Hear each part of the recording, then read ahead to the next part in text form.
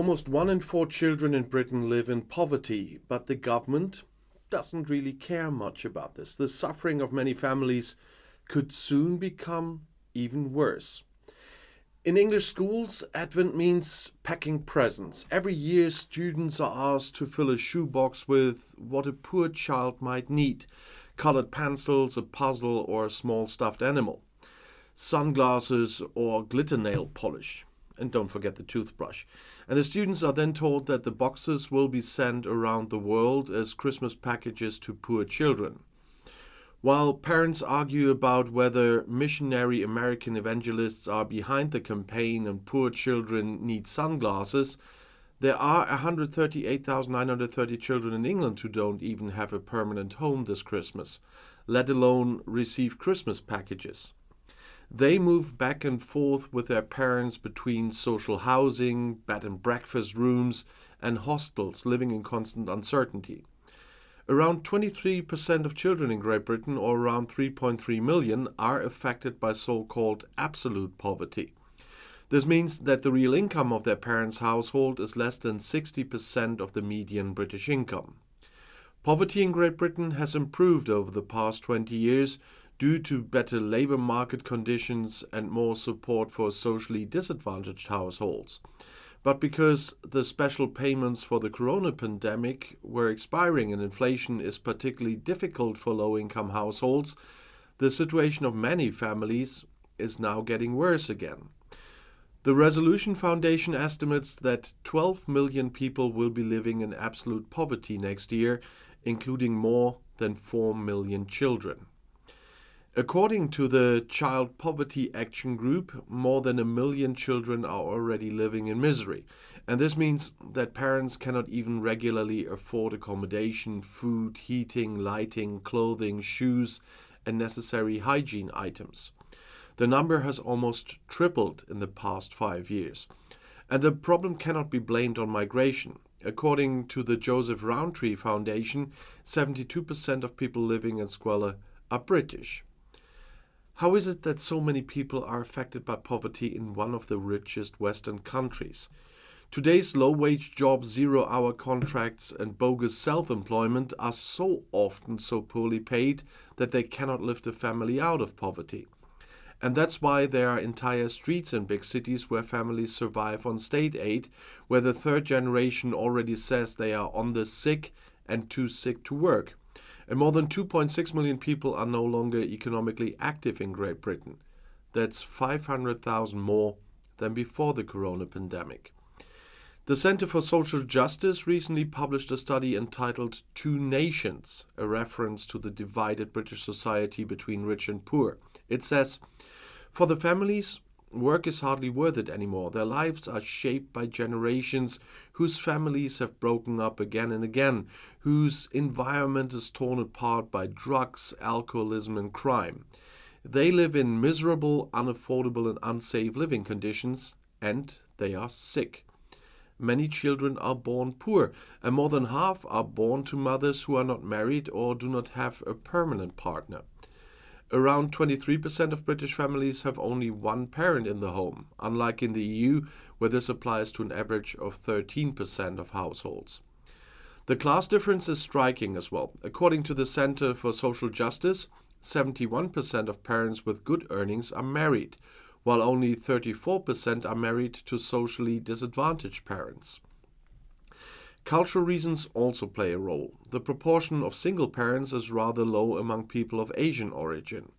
Families with roots in the Caribbean or Africa, on the other hand, are more often headed by only one parent. And the slums are concentrated in the old industrial cities such as Liverpool, Hartlepool, Knowsley, and Halton, but also in London. And around 2.6 million children do not have a father who lives at home and could, for example, be a role model for boys. Charities like Let's Need Dads are stepping in. It's an organization of men whose goal is to strengthen the self-esteem of boys and encourage them. The men read to boys in elementary school so that they learn that reading is just as important and desirable for men as it is for women, and thus motivate them to read for themselves. And more than 80% of single households with children are headed by women. Single mothers often struggle to combine work and childcare. British families have to pay more of their income for childcare than in any other OECD country. Many mothers therefore work all day long and into the night, and they have to rely on the children to manage themselves after school. There used to be child benefit for every child in the family, but the Conservative government ended this in 2016.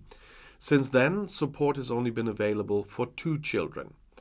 At the same time, the government has not increased housing benefits since 2013 in line with rapidly rising rents, meaning that poorer families can hardly find affordable housing. For some families, this results in a chain of unpredictable moves with inevitable consequences for the children, and friendships are destroyed. Contact with family members breaks off, and getting into the new school doesn't work, and the social workers change all the time as well. During the corona pandemic, this vicious cycle was broken. The government banned homeowners from putting socially disadvantaged people out on the streets, increased housing benefit, and paid more support. But this state aid is running out. It's often the child who suffers then. According to the Center for Social Justice, there are 140,000 students in the country who miss more school lessons than they attend school. And more than half of disadvantaged young people leave school without having reached the standard required for at least a reasonably good job. However, all of this hardly plays a role in British politics. Child poverty is not a popular topic. In fact, it is never an issue. Only when Christmas packages are packed with glitter nail polish and stuffed animals. The Conservative Party, which is currently still in power, has traditionally been associated with free market economics and a belief that the government should not interfere too much in people's lives. This philosophy can make it difficult to justify policies that would require the government to spend money on social programs, such as those that are designed to help children in poverty.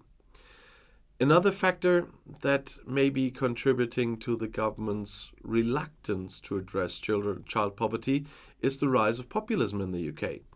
Populist politicians often focus on the concerns of working class voters, and they may be reluctant to support policies that would benefit the poorest members of society, such as children in poverty. And this is because they may fear that such policies could alienate their core supporters.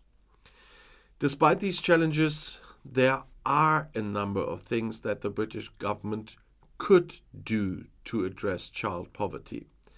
And these include, for example, investing in early years education.